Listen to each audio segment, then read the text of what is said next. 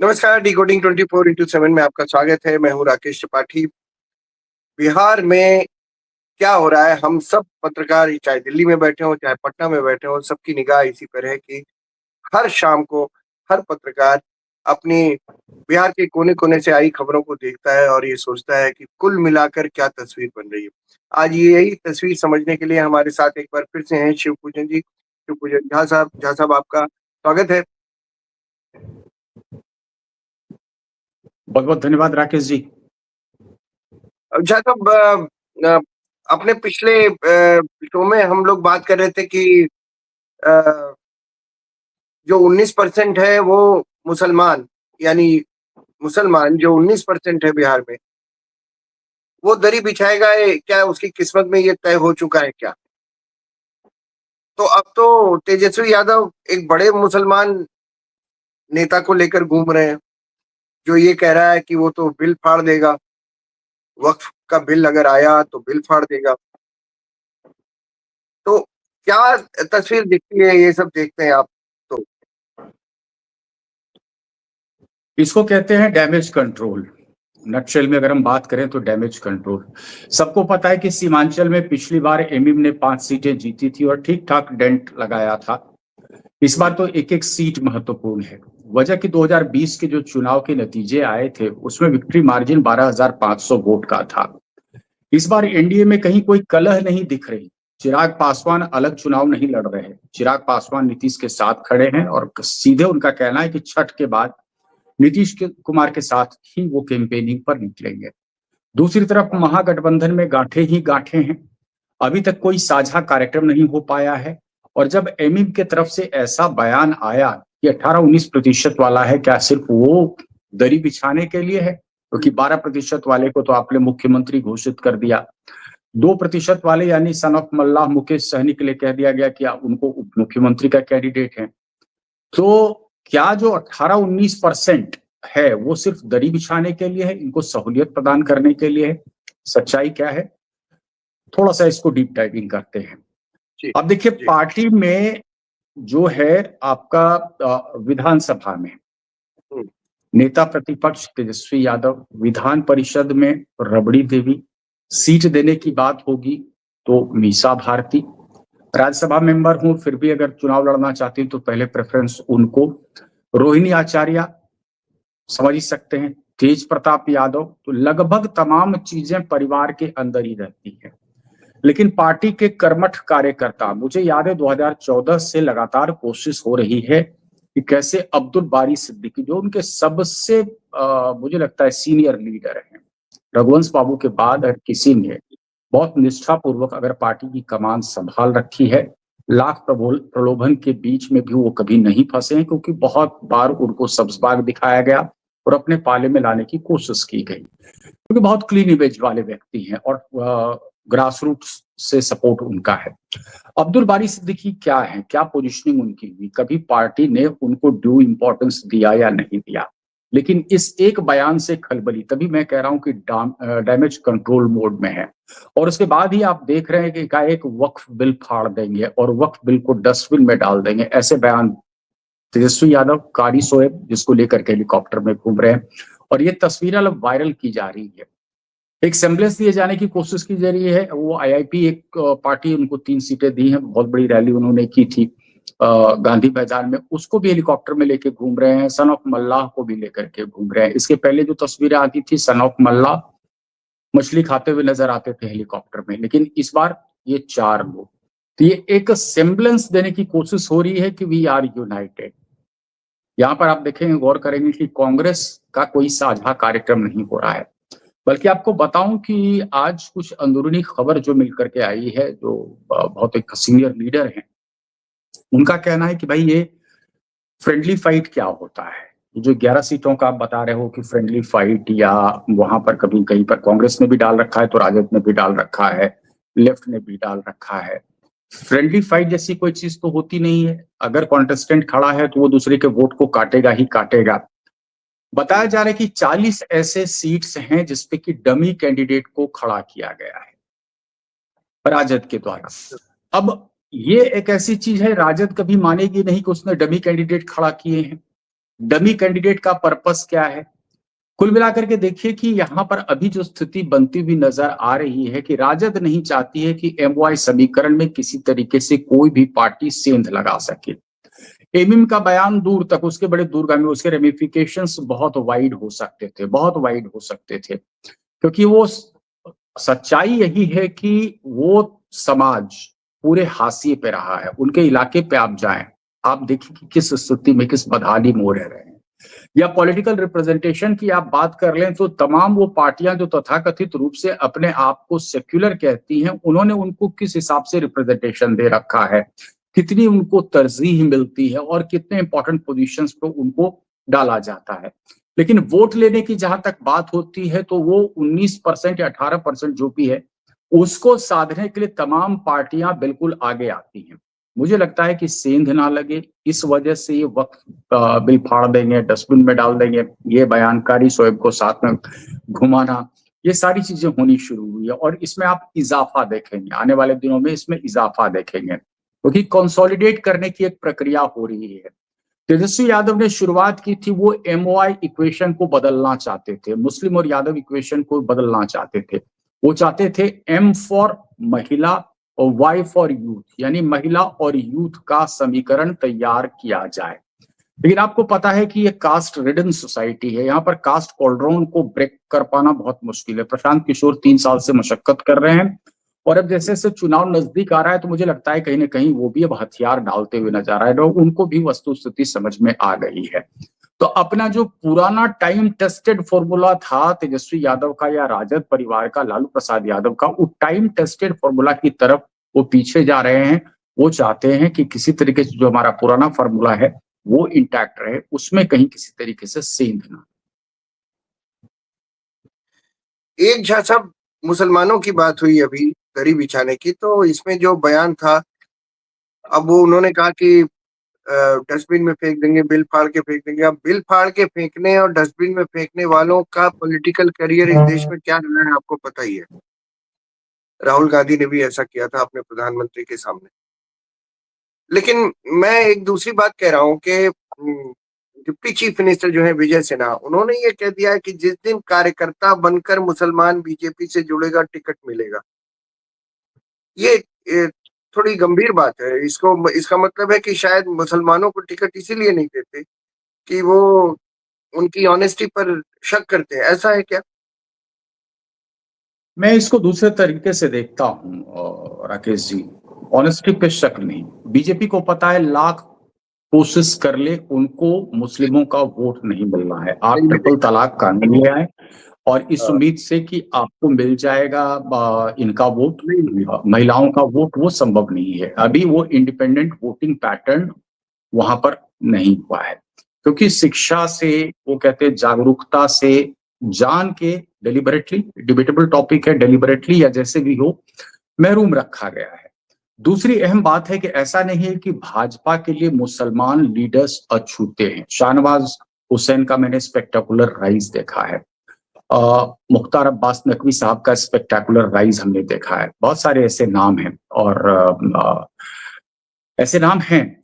देखिए विडंबना ये है कि वास्तव में अगर कार्यकर्ता बनकर के मुसलमान आता है, अभी यहाँ पर मीडिया इंचार्ज दानिश इकबाल साहब हैं, वो डिसाइड करते हैं बिहार के भाजपा में कि कौन सा प्रवक्ता किस चैनल पर बैठेगा। तो वो मैं मानता हूं बड़ी अहम भूमिका उनको मिली हुई है। बहुत सारे दूसरे भी ऐसे लीडर्स हैं जिनको प्रवक्ता के रूप में बिठा रखा है, लेकिन उन्होंने भाजपा को एज ए कार्यकर्ता पहले ज्वाइन किया है, उनकी ग्रूमिंग हुई है। वो जो कहते हैं वो मेंटल होराइजन का एक बैलेंसिंग एक्ट हुआ कि भाजपा की आइडियोलॉजी से वो बैलेंस अगर खा रहे हैं तो उसके बाद तक फिर वो लॉन्च किए जा सकते हैं। दूसरी अहम बात है कि जब भी हमने देखा है कि बीजेपी अपनी कोर आइडियोलॉजी से थोड़ा सा भी डेविएट होती है तो उसको मुंह की खानी पड़ती है।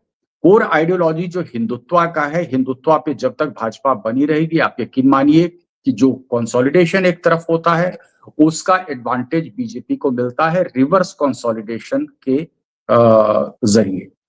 ये रिवर्स कंसोलिडेशन को बीजेपी टॉपल नहीं करना चाहती है। हर बार इलेक्शन के रिजल्ट्स के बाद जो समीक्षा की जाती है, समीक्षा में ये निकल करके लगातार सामने आया है कि भैया कोर आइडियोलॉजी को नहीं छोड़ना है। तो ये तो थोड़ा सा डीप डाइविंग में एक सब्जेक्ट निकला कि भाजपा में बहुत सारे जो बीजेपी या बीजेपी के कैंडिडेट्स क्यों नहीं देखे जाते। विजय सिन्हा जी से आज यही सवाल किया गया तो उन्होंने यही कहा कि पहले उनको कार्यकर्ता के रूप में ज्वाइन करना चाहिए। विजय सिन्हा भी थोड़ा हार्डलाइनर माने जाते हैं, उप मुख्यमंत्री हैं, अभी चुनाव भी लड़ रहे हैं।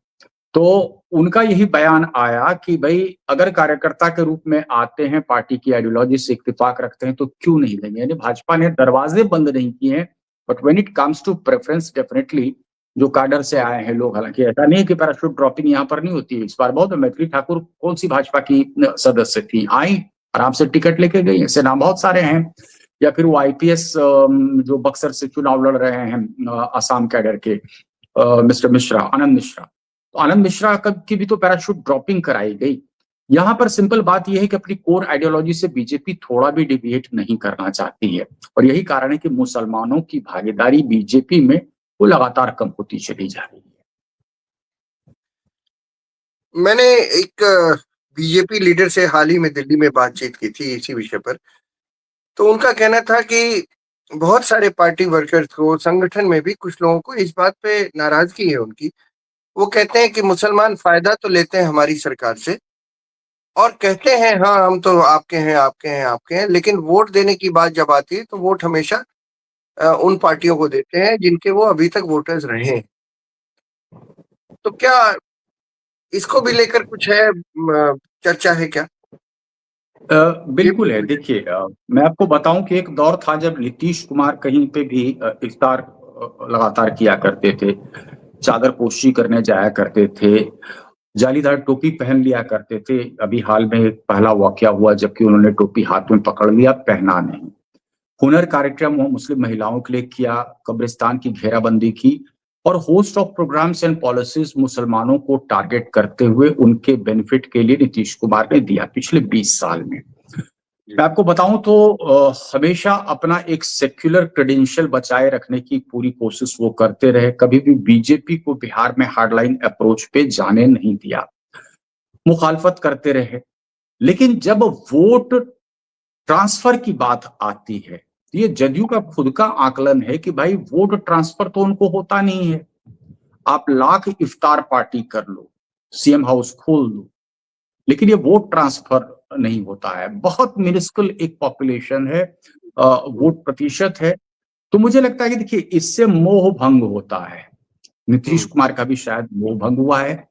और जहां तक आपने बात की कि वो सारे बेनिफिट्स का लाभ तो लेते हैं, हाँ ये सच्चाई है कि तमाम बेनिफिट्स बिगेस्ट बेनिफिशियरी सीमांचल के से कई रिपोर्ट हमारे रिपोर्टर्स लगातार भेजते रहते हैं, वो तो कैमरे पे खुल के कहते हैं कि भाई मुफ्त अनाज हम लेते हैं, तमाम जो सरकारी योजनाएं हैं उसका लाभ हम लेते हैं, लेकिन वोट हम नहीं करेंगे, वोट हम उसी को करेंगे जिसमें तमाम लोग कर रहे हैं। देखिए होता क्या है कि उनके तरफ कंसोलिडेशन बहुत जबरदस्त है। ये देखा गया है कि वो कंसोलिडेशन में बिखराव नहीं होता है।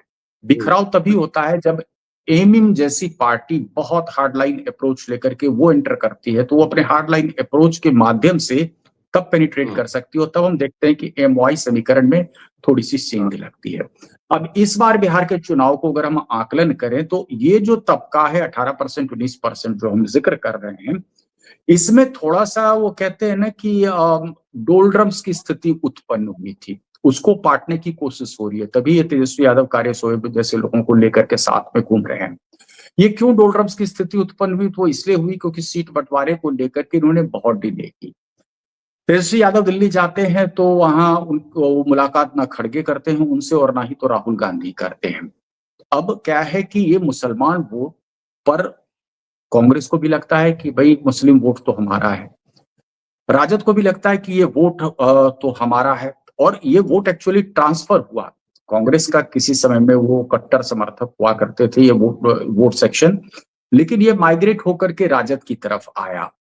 अब ये जो डोलड्रम्स वाली स्थिति हुई है, इस डोलड्रम्स वाली स्थिति में इस तरीके का बयान देना कि 18-19% वाले की खाली दरी बिछाएंगे, इसके बड़े दूरगामी परिणाम होंगे। और आप देखिए ना कि कैसे ये मतलब बड़ा पॉलिटिकल मुद्दा बन गया कि तेजस्वी यादव को अब उस इस बात को दरकिनार करने के लिए ऐसे जेस्चर्स करने पड़ रहे हैं, ऐसे स्टेटमेंट्स देने पड़ रहे हैं कि भाई वो वोट बैंक छिटके नहीं, उसमें सेंध ना लग सके।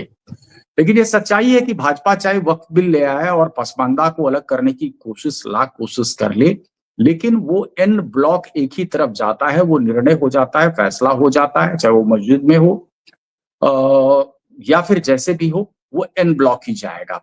अगर कोई पार्टी ये सोच रही है कि उसमें बुरी तरह से सेंध लगा पाएगी, तो वो संभव नहीं है।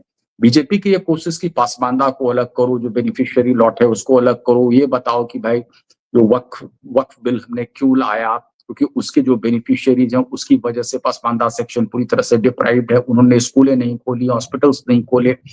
ये it has not sunk down, वो इलेक्टेड वोटर्स तक वो सिंक इन नहीं किया है।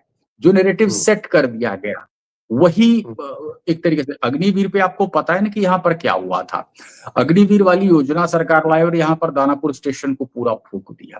किसी ने लॉजिकली उसको सोचने या समझने की तो ये नहीं की, या सीए एनआरसी पे आपने जो कुछ भी देखा, तो सीए एनआरसी पे वो डीप थॉट प्रोसेस कहाँ है, उसको एनालाइज कहाँ किया लोगों ने कि भाई अरे हुआ क्या, किसकी सिटीजनशिप चली गई, किसी की भी नहीं गई। एसआईआर का मुद्दा यहां पर उठाया गया, उस पर बवाल क्रिएट करने की, तो किसका गया है भाई, उसके साक्ष्य उसके प्रमाण तो दो, तभी तो वो बबल की तरफ फटा। अब आप सुन रहे हैं एसआईआर का मुद्दा कहीं पर तेजस्वी यादव जिक्र कर रहे हैं, कहां चले गए राहुल गांधी? आपने इतने दिनों का कार्यक्रम किया, उसको बस ऐसे उस पर मतलब खुद ही पानी आपने डाल दिया। बिल्कुल। आप सोचिए कितना लैक लस्टर अप्रोच और कितने मतलब थिंक टैंक उनका क्या है, कैसा है। एक तो आप ऐसा मुद्दा उठाते हैं जिसका कोई पीपल कनेक्ट नहीं, आप उसका कोई प्रमाण नहीं कर सकते। इलेक्शन कमीशन हर रोज आपके तमाम जो आरोप आ रहे हैं उसकी बखियां उधेड़ दे रहा है, आप साक्ष्य नहीं दे पा रहे हैं। बिहार में ही सही आप कह तो रहे हैं कि वोट चोर गद्दी छोड़, अरे वोट चोरी किसकी हुई वो तो बताओ। मेरी कई राजद नेताओं जो इस बार चुनाव में उतर रहे हैं, कई राजद नेताओं से बातचीत हुई, मैं सीधे एक सवाल करता था, कितनी वोट चोरी हो गई, तो ठहाका लगा देते थे, अरे भैया करना पड़ता है। सही बात है, करना पड़ता है, राजनीति में बहुत सारी चीजें होती है। अमित शाह ने एक वैसे अमित शाह अपनी हर सभा में झा साहब ये कहते रहे हैं कि भाई जंगल राज, जंगल राज। अभी एक और सभा में उन्होंने ये कहा कि आपको ये चुनाव ये फैसला करने वाला है कि फिर से जंगल राज लाना है आपको या विकास चाहिए।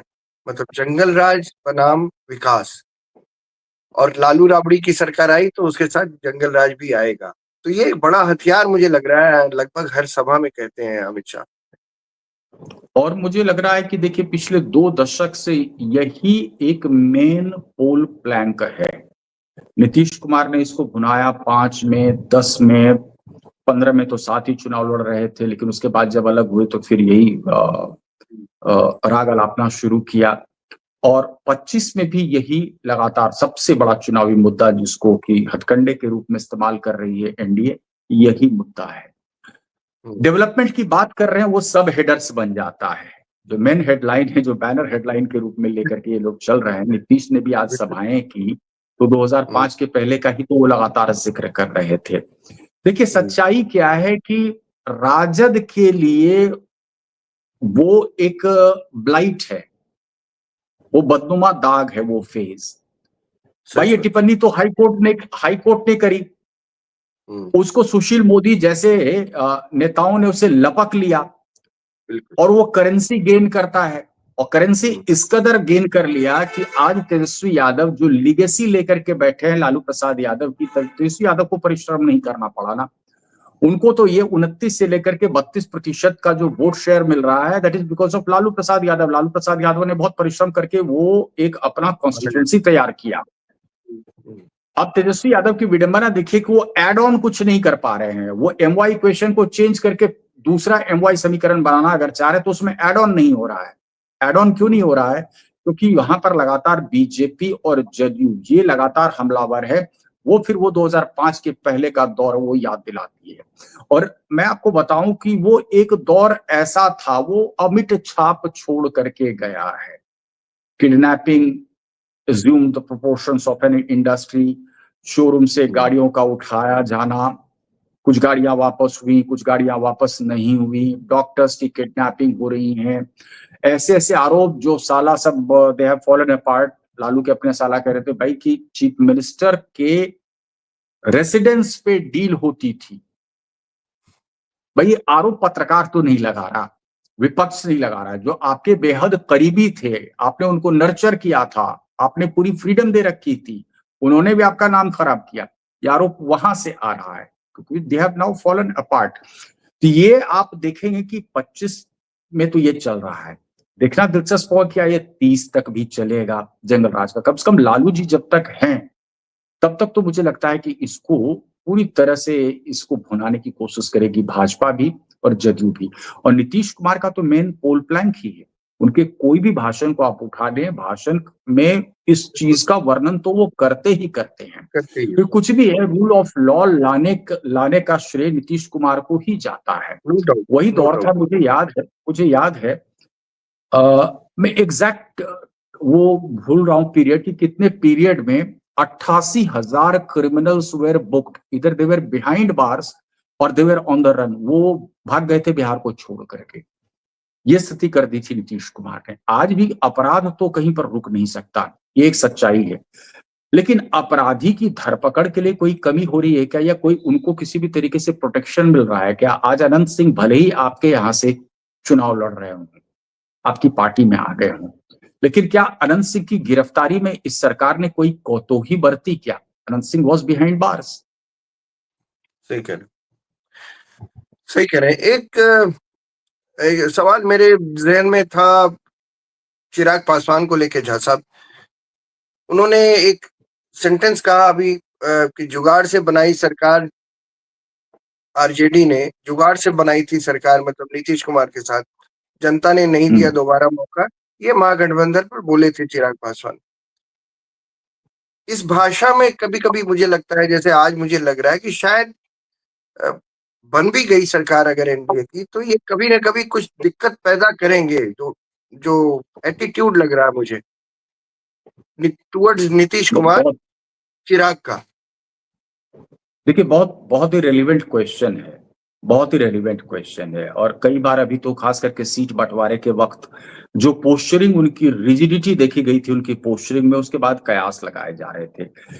लेकिन आप इतने वरिष्ठ पत्रकार हैं, मेरा भी अनुभव ठीक ठाक है, हम लोग इसको देखते हैं थोड़ा सा हाइपोथेटिकली सोचने की कोशिश करते हैं, द अदर वे राउंड। छिटक के जाएंगे कहाँ चिराग पासवान? एक म्यान में दो तलवार रह सकता है क्या? संभव नहीं है। महागठबंधन के अंदर जब भी सीएम कैंडिडेट की बात होगी तो सिर्फ तेजस्वी यादव, चिराग पासवान। इन Chirag Paswan is having larger political ambitions. इस खेमे में रहते हैं तो वो पॉलिटिकल एम्बिशन का रियलाइजेशन की संभावना थोड़ी ज्यादा है बनिस्पत महागठबंधन के। महागठबंधन में देयर इज नो चॉइस, वहां सिर्फ तेजस्वी यादव।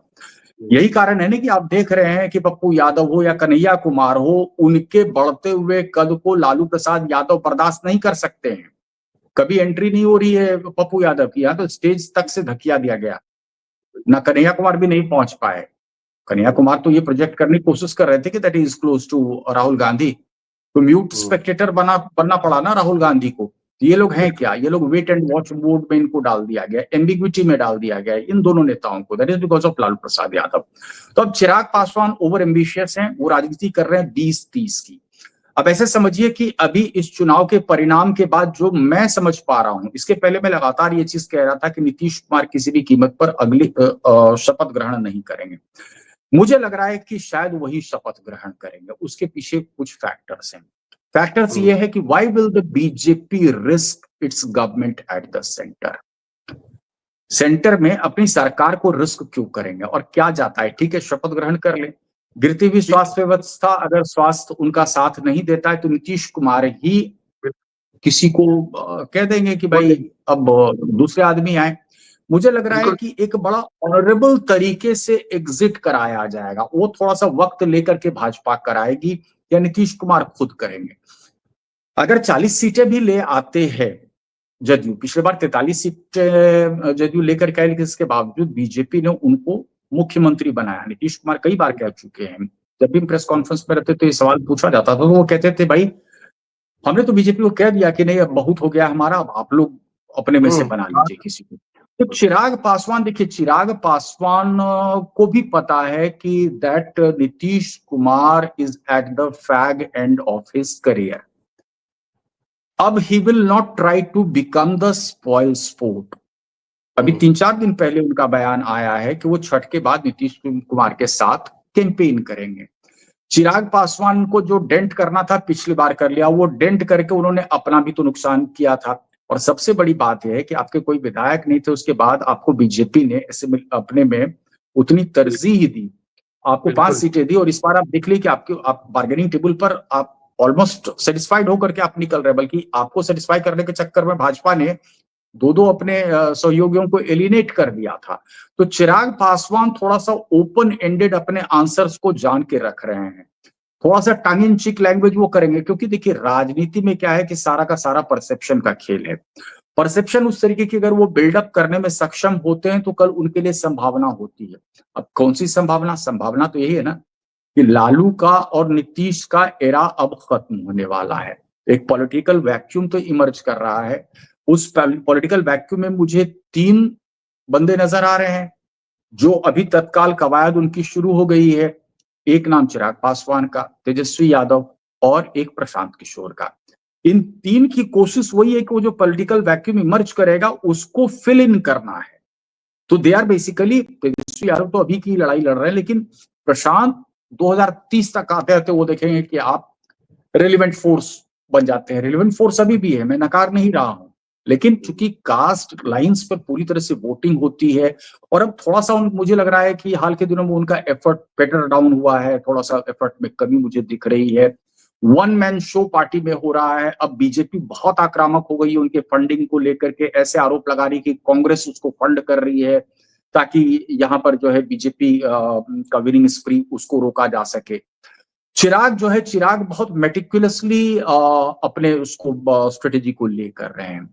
वो आपको याद होगा वाकया कि ये लगातार कह रहे थे कि भाई वो बंगला जो है रामविलास जी का वो खाली ना कराया जाए, खाली ना कराया जाए।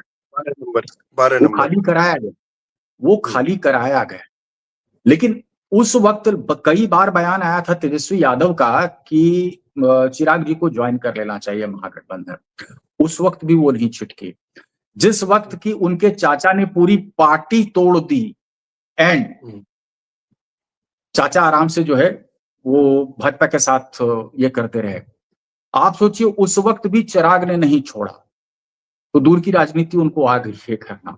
वो मौसम वैज्ञानिक के ही बेटे हैं ना, शॉर्ट टर्म में कुछ नहीं करेंगे, शॉर्ट टर्म में कुछ नहीं करेंगे। उनको पता है कि वैक्यूम हो रहा है, वो वैक्यूम में वो बड़ा अच्छे से प्लानिंग करके वो एंट्री मारेंगे। आपने बहुत बढ़िया जो टर्म यूज किया मुझे पुरानी बातें याद आ गई उनके पिताजी के समय की। मौसम वैज्ञानिक, मौसम देखकर पाला बदलते हैं।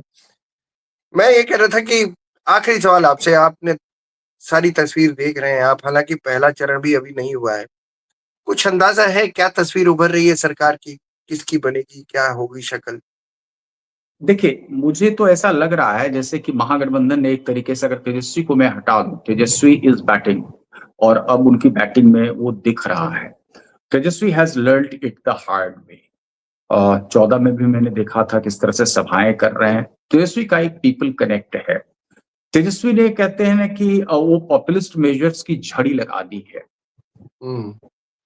हर घर में एक सरकारी नौकरी डुएबल है, एग्जीक्यूट किया जा सकता है, नहीं किया जा सकता है, वो पब्लिक डिस्कोर्स का हिस्सा नहीं है।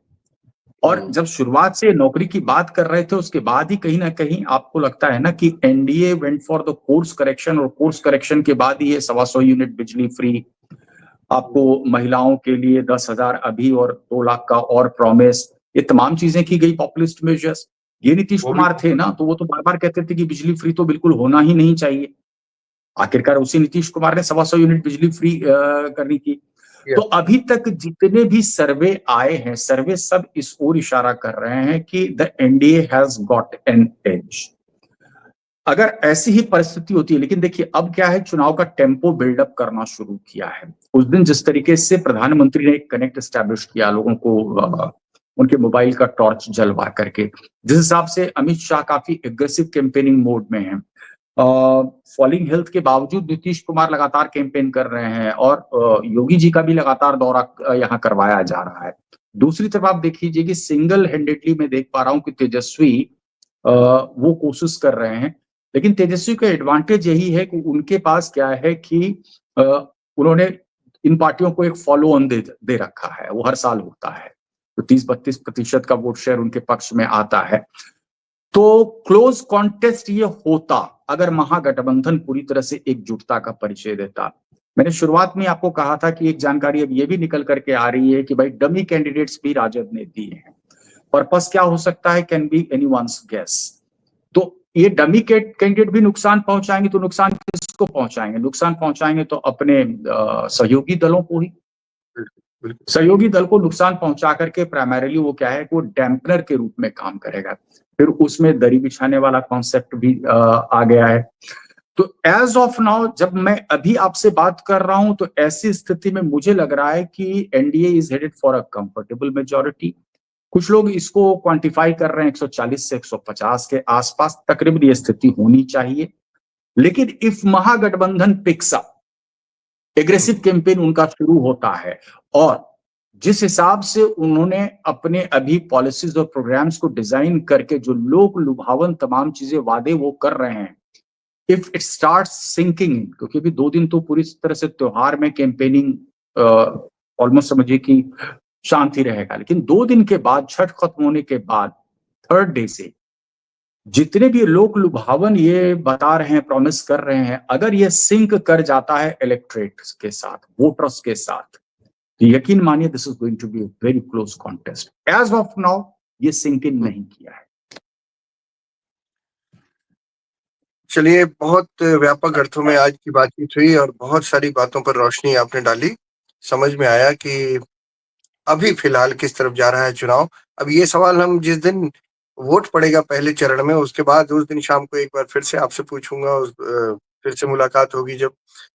आपने अपना वक्त दिया, बहुत बहुत शुक्रिया, बहुत बहुत धन्यवाद झा साहब। बहुत बहुत धन्यवाद।